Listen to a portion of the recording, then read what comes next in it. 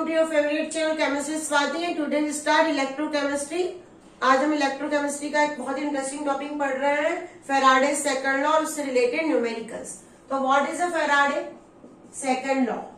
क्या होता है फैराडे सेकंड लॉ? सबसे पहले ये हमको पढ़ना है। What is a Faraday second law? हमने फर्स्ट लॉ पढ़ा। फैराडे ने क्या बताया कि हमने कोई इलेक्ट्रोकेमिकल सेल लिए, उस इलेक्ट्रोकेमिकल सेल सेकंड लॉ क्या बताता है कि हमने इलेक्ट्रोकेमिकल सेल्स लिए। जैसे हमने ये एक बीकर लिया, इसके अंदर हमने CuSO4 का सॉल्यूशन भरा, यहाँ पे एक रॉड इलेक्ट्रोड की कैथोड एक एनोड, फिर दूसरा लिया इसके अंदर AgNO3 भर दिया, फिर तीसरा और लिया उसके अंदर ZnSO4 भर दिया और इन सभी को हमने सीरीज में अटैच करवा दिया। क्या कर लिया? सीरीज में ऐसे अटैच कर लिया इन सभी को। तीन हमने अलग अलग इलेक्ट्रोलाइट लिए डिफरेंट इलेक्ट्रोलाइट से और इन डिफरेंट इलेक्ट्रोलाइट्स को मैंने सीरीज में अटैच करवा दिया और सेम क्वांटिटी की इलेक्ट्रिसिटी इसमें पास की। Same quantity electricity pass. अब अगर इसमें सेम क्वांटिटी की इलेक्ट्रिसिटी पास होगी तो यहाँ पे रिएक्शंस होगी और रिएक्शंस होने से कैथोड या एनोड पे सब्सटेंस डिपॉजिट होंगे। तो ये सब्सटेंस किस पे डिपेंडेंट करेंगे, कितना अमाउंट का डिपोजिशन होगा, ये हमें फाइंड आउट करना है फैराडे के सेकंड लॉ से। That we have to find out from the second law of Faraday. तो इसका एक स्टेटमेंट है, सबसे पहले स्टेटमेंट समझते हैं और आपको ये पता होना चाहिए कि ऐसे हमने इलेक्ट्रोलाइट लिए हुए हैं। इसको रफली अगर बनाना हो तो बना सकते हैं, आप लोग बना लीजिए तो ज्यादा बेटर होगा।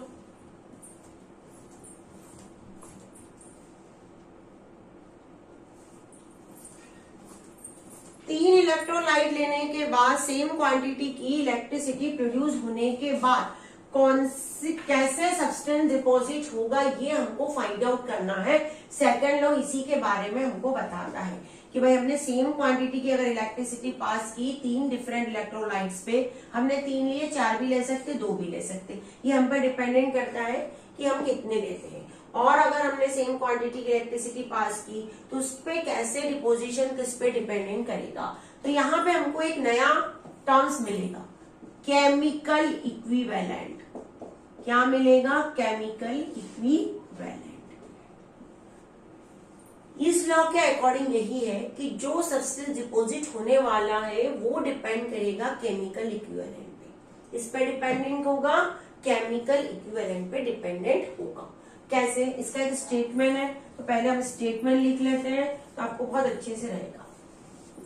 It states that when same quantity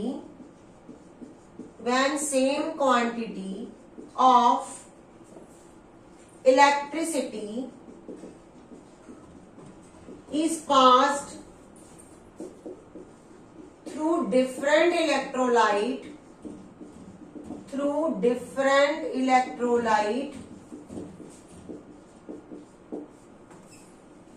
solution connected in series, अगर सीरीज में अटैच है वो सब, the weight of substance deposited, it depends upon the chemical equivalent of the substance. Chemical equivalent, ये केमिकल इक्विवेलेंट पे depend करेगा। कैसे? अगर Cu डिपॉजिट हो रहा है, कहीं Cu डिपॉजिट हो रहा है और Ag भी डिपॉजिट हो रहा है, दो हमारे पास है, तो हम लिखेंगे Cu deposited upon Au deposited is equal to equivalent weight of Cu, equivalent weight of Cu upon equivalent weight of Ag, ये डिपेंड करेगा। इस सेकंड लॉ से ये आया। लेकिन ये जो केमिकल इक्विवेलेंट वेट जो टर्म्स था, ये क्या हो गया, कुछ टाइम के बाद ये सही नहीं बैठा, तो इसकी का नया मॉडर्न कंसेप्ट आया। इस कंसेप्ट का थ्योरेटिकल रिस्पॉन्डेंस है, अभी भी ऐसे नहीं है, लेकिन for theory purpose it is a very good. पर हम अगर प्रैक्टिकल लेके न्यूमेरिकल्स को सॉल्व करना है, समझना है उसको अच्छे से, तो ये आज की डेट में आउट ऑफ डेट है, ये ओल्ड कंसेप्ट है, इसको मान लिया गया ओल्ड कंसेप्ट। अब न्यू कंसेप्ट पढ़ना, मॉडर्न कंसेप्ट पढ़ना। मॉडर्न कंसेप्ट क्या कहता है? मॉडर्न कंसेप्ट ने केमिकल इक्विवेलेंट की जगह यूज किया मोल। क्या यूज किया? मोल। उसने बताया कि मोल पे डिपेंडेंट होगा कितने मोल इलेक्ट्रॉन ट्रांसफर हो गए, रिड्यूस हो गए या ऑक्सीडाइज हो गए, इस पे तो हम पढ़ते हैं मॉडर्न कंसेप्ट। अब हमारे पास है मॉडर्न कंसेप्ट। भाई मॉडर्न कंसेप्ट क्या बोलता है? It states that the mole deposited, अब हम सब्सटेंस डिपॉजिटेड की जगह क्या लिखेंगे? Mole deposited, the mole of substance या the mole of substance deposited in chemical reaction is depend upon the mole of electrons, upon the number of mole of electrons, the mole of electrons, यहाँ पे number लिखो तो ज्यादा अच्छा, upon the number of moles of electron, क्योंकि हमको number का ही काम पड़ेगा। Upon the number of moles of electron are reduced or oxidized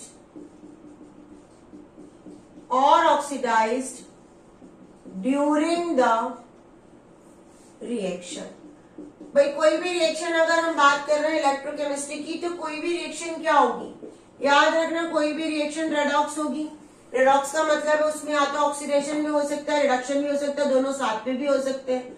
तो हम मानेंगे या तो ऑक्सीडेशन होगा या तो रिडक्शन होगा, और रिडक्शन और ऑक्सीडेशन होने के लिए क्या लगेगा? इलेक्ट्रॉन्स लगेंगे। तो जो डिपेंडेंट करेगा कितना अमाउंट डिपॉजिट हुआ, किस पे डिपेंड करेगा? नंबर ऑफ इलेक्ट्रॉन्स डिपॉजिटेड और नंबर ऑफ इलेक्ट्रॉन्स रिड्यूस, उस पे डिपेंडेंट होगा। यही कह रहा है ये।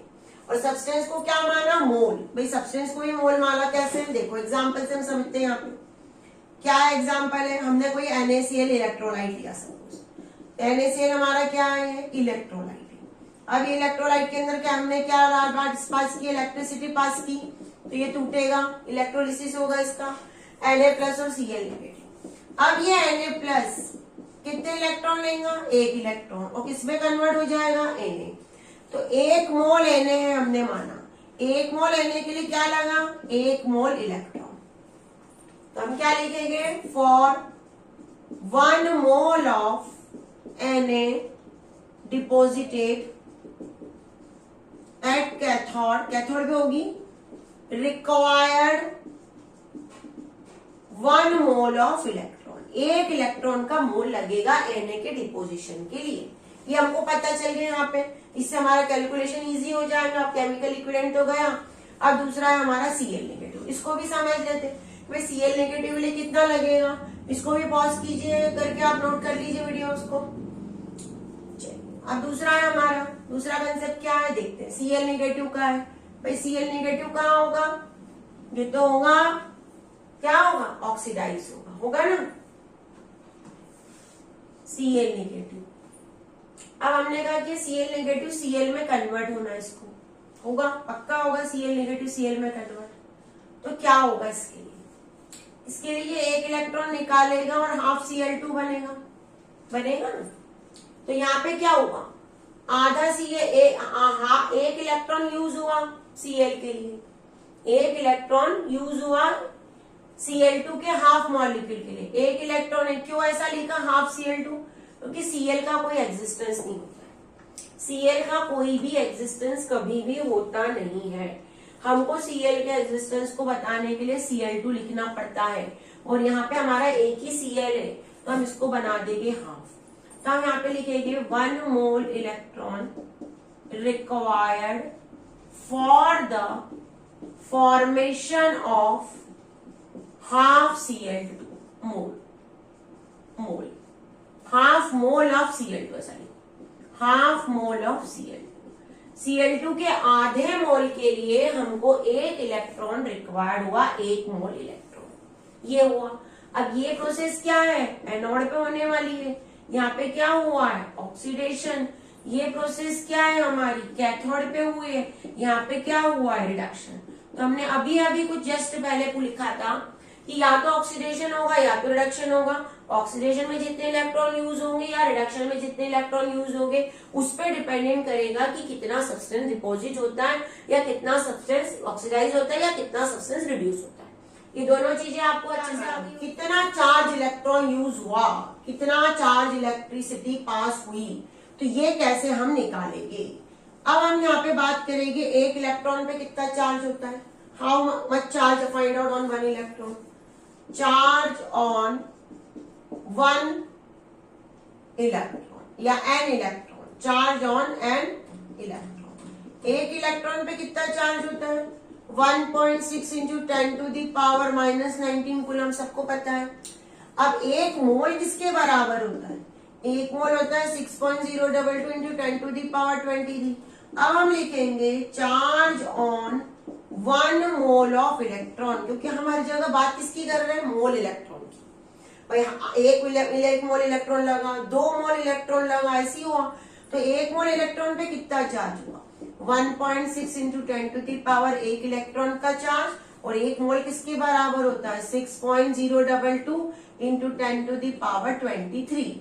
तो यहाँ पे टोटल आ गया 98, लिख लो इसको, यहाँ पे टोटल आएगा 98485 कूलम। क्या लिखते हैं इसको, coulomb.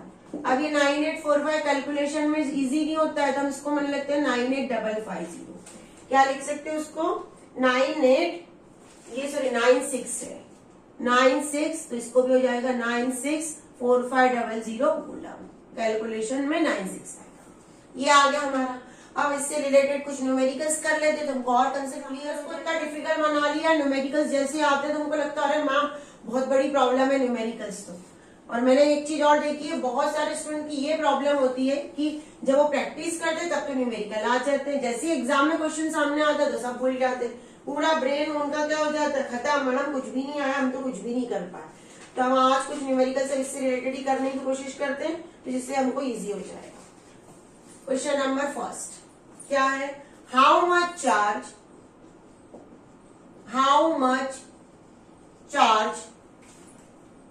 is required for the following reduction of, कुछ रिडक्शन हो रहा है तो इस पे कितना चार्ज रिक्वायर हुआ। पहला क्वेश्चन है हमारा 1 मोल ऑफ Al3+2Al, इसके लिए निकालना चार्ज। अब Al3+ कितने इलेक्ट्रॉन लेंगे, 3, किसमें कन्वर्ट हो जाएगा, एल्यूमिनियम में। तो ये 1 मोल एल्यूमिनियम के लिए कितने इलेक्ट्रॉन, कितना चार्ज लगा, 3 Faraday. 1 mole of L required, क्या रिक्वायर्ड हुआ, रिक्वायर्ड, कई बार लिखते हैं 3F चार्ज। अब 3 फैराडे चार्ज लगा, 1 फैराडे की वैल्यू क्या होती है, 96550, तो 3 की निकाल लो, 3 से उसका मल्टीप्लाई कर दो, मल्टीप्लाई करेंगे तो हमको मिलेगा 28950। ये भी अच्छा नहीं दिख रहा है, हम केमिस्ट्री में थोड़ा सा डेसिमल में अरेंज करते हैं, तो यहाँ से 5 प्लेस आगे बढ़ा दो, एक 1 डेसिमल प्लेस में आंसर लाते हैं हम लोग। तो 289 इंटू 10 टू दी पावर 5, ये आ गया आंसर, ये हमारा आंसर आ गया। क्या किया, कितने इलेक्ट्रॉन लगे, 3 एक को बनाने के लिए। तो 1 मोल के रिक्वायर्ड के लिए कितने फैराडे चार्ज, 3 फैराडे चार्ज, 3 से उसको मल्टीप्लाई कर दिया। चलिए अब सेकंड क्वेश्चन करते हैं हम लोग।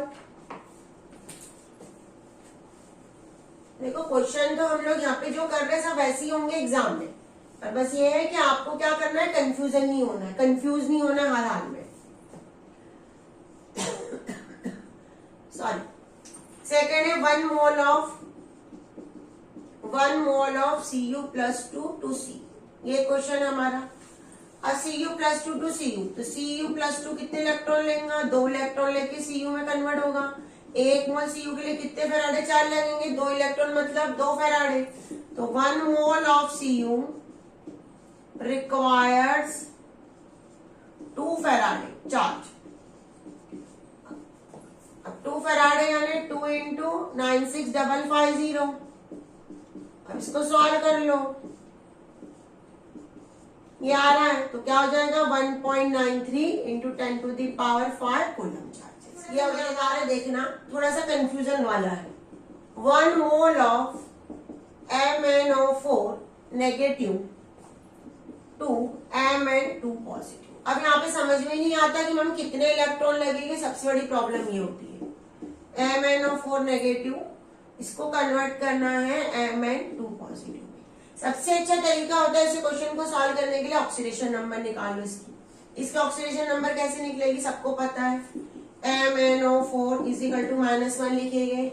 Mn की निकालनी हमको, X ऑक्सीजन पे होते -2 और यहाँ पे 4 -1, तो X इज इक्वल टू ये हो जाएगा X into -8 is equal to -1, तो X -1 प्लस 8 यहाँ पे ट्रांसफर हो जाएगा 7, तो इस पे कितना चार्ज आ गया 7। इसका ऑक्सीडेशन नंबर है। 7 ऑक्सीडेशन नंबर को 2 ऑक्सीडेशन नंबर में कन्वर्ट करना है। अब ध्यान दो, यहाँ पे ऑक्सीडेशन नंबर क्या हो रहा है, यहाँ पे ऑक्सीडेशन नंबर डिक्रीज हो रहा है। डिक्रीज कब होता है, जब होता है रिडक्शन। कुछ चीजें याद करनी पड़ेगी। तो कितने इलेक्ट्रॉन का चार्ज ट्रांसफर हो रहा है, 5 का होगा, 7 में से 2 गए मतलब 5 इलेक्ट्रॉन। तो अब इजी हो जाएगा हमारे लिए क्वेश्चन, अब हमको समझ में आ जाएगा। क्या लिखेंगे हम, फॉर ये कितने मोल है, यहाँ पे कुछ नहीं दिया मतलब 1 मोल। 1 mole of Mn2 plus required 5 Faraday. 5 into 96500। Solve कर लो इसको। जब इसको सॉल्व करेंगे तो आंसर मिलेगा 4.82 into 10 to the power 5 coulomb. ये हो गया। यहाँ पे हमको एक अलग तरह से अपनाना पड़ेगा। हमको समझ में नहीं आएगा कि कितने इलेक्ट्रॉन रिड्यूस हो रहे हैं, तो हमको फाइंड आउट करने के लिए सबसे पहले क्या करना पड़ेगा, ऐसे क्वेश्चंस में ऑक्सीडेशन नंबर निकालना पड़ेगा। ये हमारे को ऐसा तरीका सीखना पड़ेगा। चलिए अब एक और नया पैटर्न सीखते हैं एग्जाम में। भाई हमको हर तरह से क्वेश्चन आने चाहिए, and these all are the questions of NCERT book. ये पूरे एनसीईआरटी के क्वेश्चन है बेटा, और एनसीईआरटी ही सॉल्व करने में हमको सबसे ज्यादा तकलीफ जाती है। हमारा जो पेन होता है, सबसे बड़ा पेन होता है एनसीईआरटी के क्वेश्चन को सॉल्व करना, specially 12th students. JEE NEET वाले तो जो ड्रॉपर्स है वो तो कर ही लेते हैं, या जो कम होते हैं, लेकिन कई बार होता है वो भी नहीं कर पाते। सेकंड क्वेश्चन सुनो, how much electricity in terms of Faraday, Faraday के टर्म्स में आंसर निकालना है, is required to produce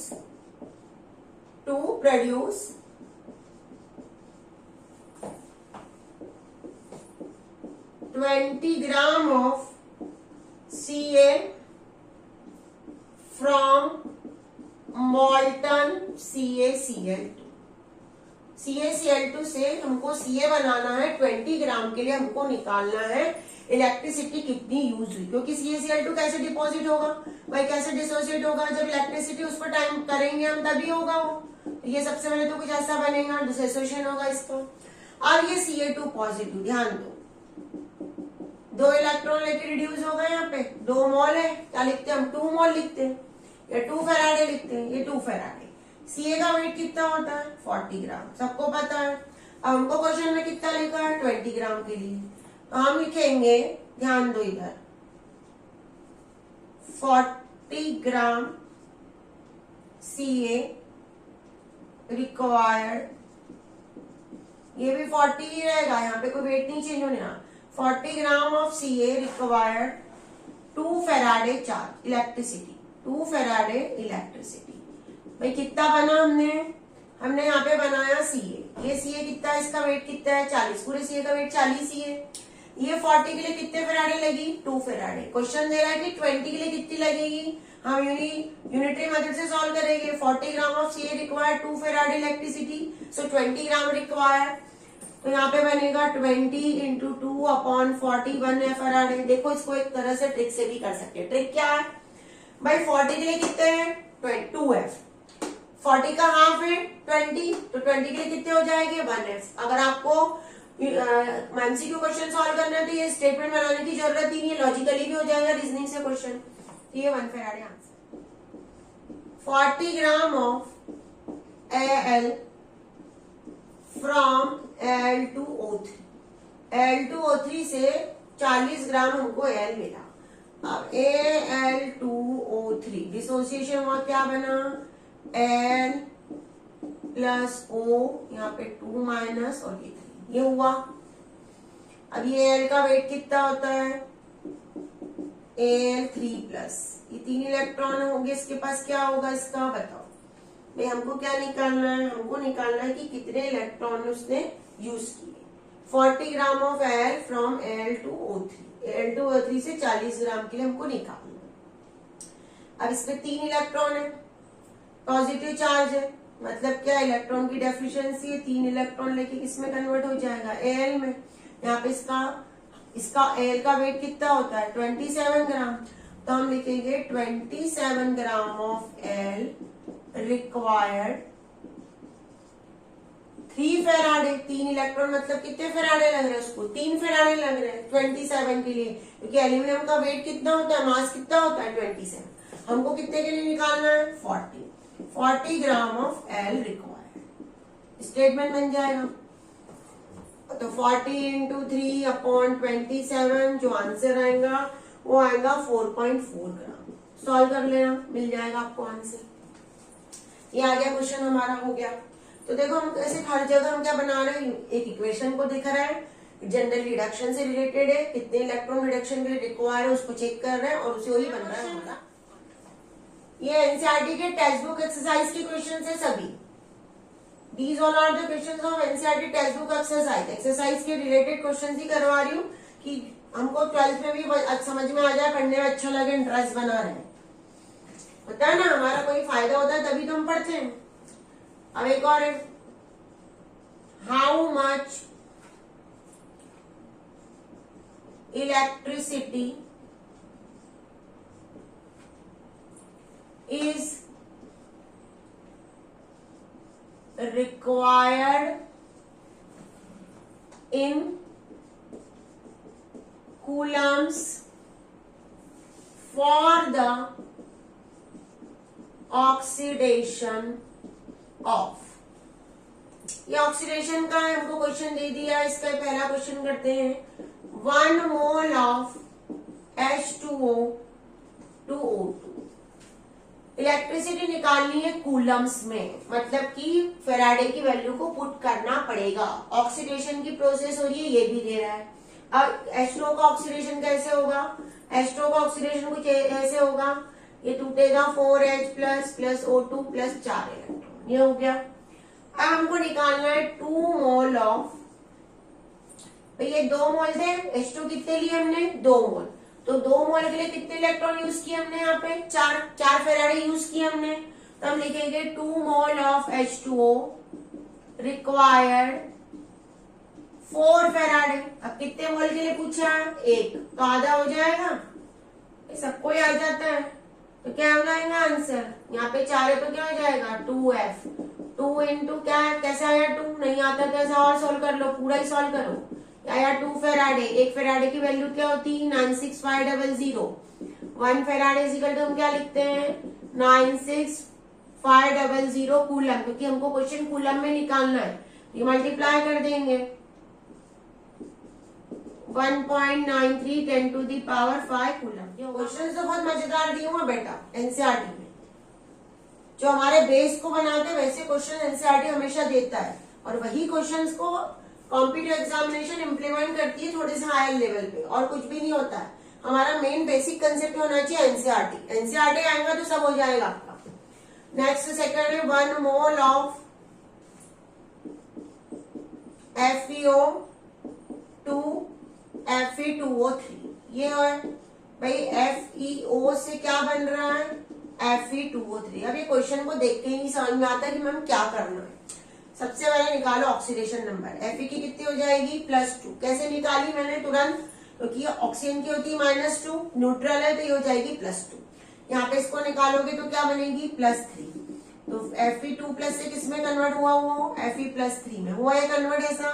oxidation हो रहा है, एक इलेक्ट्रॉन निकला, तब हम यहाँ पे क्या लिखेंगे, एक मोल एक ही Fe हमको बनाना था, तो हम स्टेटमेंट क्या बनाएंगे, कुछ भी नहीं रहेगा, 1 मोल ऑफ इलेक्ट्रॉन रिक्वायर्ड है, एक मोल यानी कि 96500 कूलम आंसर होगा। Lytic cell ABC containing solution of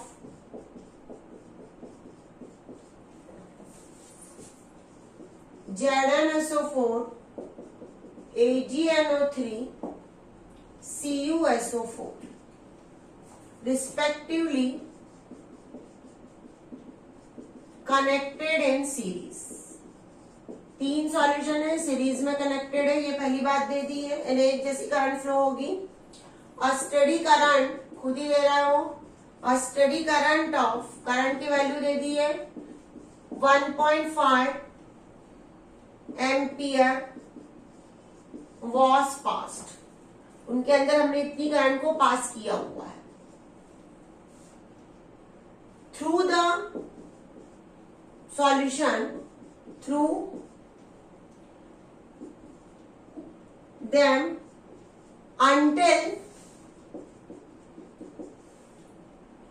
1.45 gram of silver deposited. Ag कितना डिपोजिट हुआ ये भी दे दिया है, करंट हमको दे दी हुई है, तीनों को सीरीज में कनेक्टेड किया ये हमको पता है। At the cathode,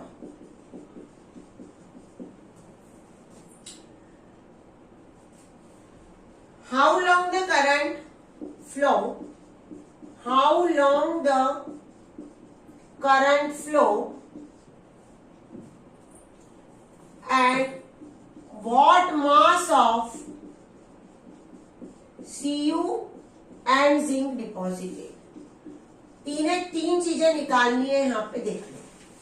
how long the current flow मतलब हमको निकालना है टाइम, Cu कितना डिपॉजिटेड है और जिंक कितना डिपॉजिटेड है, ये हमें तो क्वेश्चन को 2 बार पढ़ना चाहिए और उसके बाद निकालना चाहिए। हम सबसे पहले इसमें गिवन अरेंज करते हैं कि हमको क्या क्या गिवन है। तो हमको गिवन में सबसे पहले ध्यान दो, हमको 2 चीजें दी हुई है गिवन में। एक तो I दिया है करंट, I इक्वल टू कितना दिया है 1.5 एम्पियर, ये हमको दिया हुआ है। कितना सिल्वर डिपॉजिट हुआ ये हमको दिया हुआ है, कितना अमाउंट डिपॉजिटेड है सिल्वर का 1.45 ग्राम सिल्वर Ag डिपॉजिटेड, ये हमको गिवन है। अब हमको ये चीजों से हम एक यूनिटरी मेथड को फॉलो करेंगे। कैसे करेंगे देखिए, सबसे पहले तो आप 2 बार क्वेश्चन को पढ़ने के बाद हम एक स्टेटमेंट बनाएंगे। सिल्वर का मास कितना होता है 108.5, क्या होता है 108.5, ये होता है सिल्वर का मास। तो हम यहाँ पे लिखेंगे यूनिटरी मेथड में 1 मोल ऑफ सिल्वर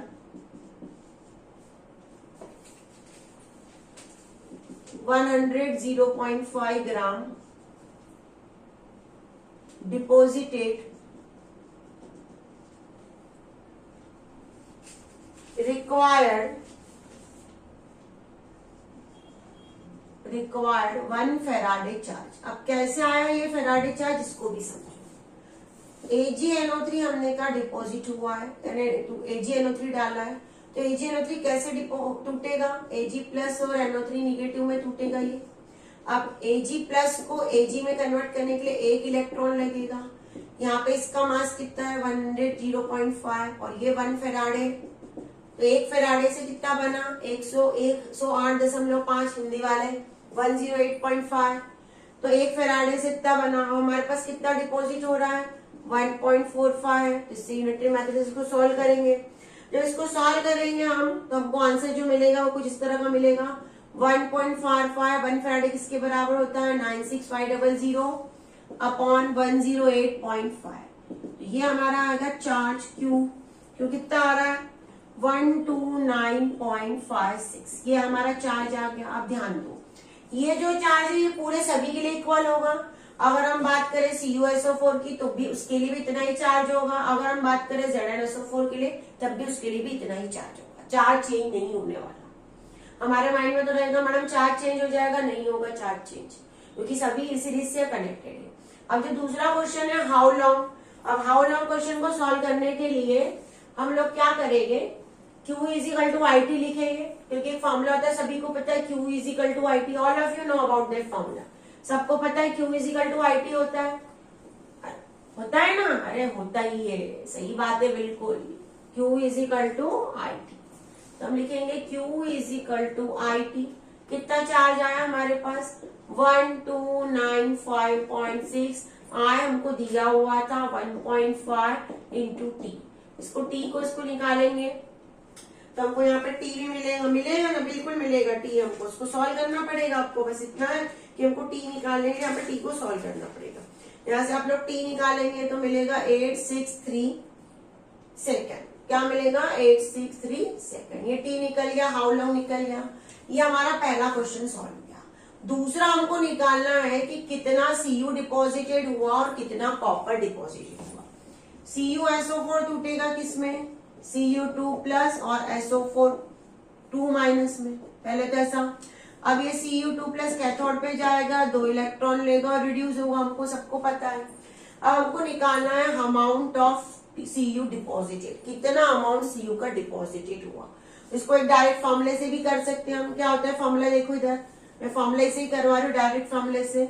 मैंने फेराडे का जो फर्स्ट लॉ पढ़ाया था उसमें आपको डायरेक्ट फॉर्मूला बताया था, amount deposited is equal to molar mass of substance into Q upon n number of electron reduce और ऑक्सीडाइज एंड फेराडे। ये हमारा फॉर्मूला था। अब कॉपर का जो मोलार मास होता है वो कितना होता है 63.5 कॉपर का मोलार मास होता है। चार्ज मैंने कहा सभी के लिए इक्वल होगा 129.56। कितने इलेक्ट्रॉन यूज कर रहा है 2, फेराडे 96500। इसको सॉल्व करो तो हमको आंसर मिलेगा कॉपर के लिए, जो भी मिल जाएगा आंसर कॉपर के लिए 0.426 ग्राम। ये हमको कॉपर के लिए आंसर मिल गया। अब सेम ऐसे ही हम इसको सॉल्व करेंगे जिंक के लिए, ZnSO4 के लिए, क्योंकि हमको ZnSO4 कितना डिपॉजिटेड होता है ये भी पूछा गया है। तो ZnSO4 Zn2 plus SO4 2 minus ये। अब यहाँ पे ये ZnSO4 में से Zn2 प्लस 2 इलेक्ट्रॉन लेके कैथोड पे जाके डिपॉजिट होगा। अब इसको भी सेम फॉर्मूले से सॉल्व कर लेंगे।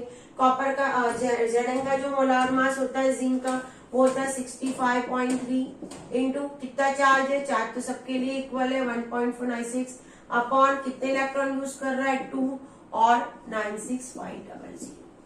ये जो फॉर्मूला है इसी फॉर्मूले से ये वाला क्वेश्चन भी सॉल्व हुआ है और ये वाला भी सॉल्व हुआ है। फॉर्मूला दोनों के लिए इक्वल है। अब यहाँ पे बनाएगा 0.438 ग्राम। तो ये हमारे फेराडे के लॉ के पूरे न्यूमेरिकल्स हो गए हैं, इसको नोट कर लीजिए और प्रैक्टिस करते रहिएगा। एक बार ऐसा नहीं कि एक बार हो गया तो हमारे को सब कुछ आ गया, ऐसा नहीं होगा। प्रैक्टिस करते रहिए, हमारे से जुड़े रहिए हमेशा। कमेंट्स बॉक्स आपके लिए हमेशा खुला हुआ है, कोई डाउट्स है तो कमेंट्स बॉक्स में डालिए और ऐसी कई ट्रिक्स के साथ नेक्स्ट अपकमिंग वीडियो के लिए वेट कीजिए।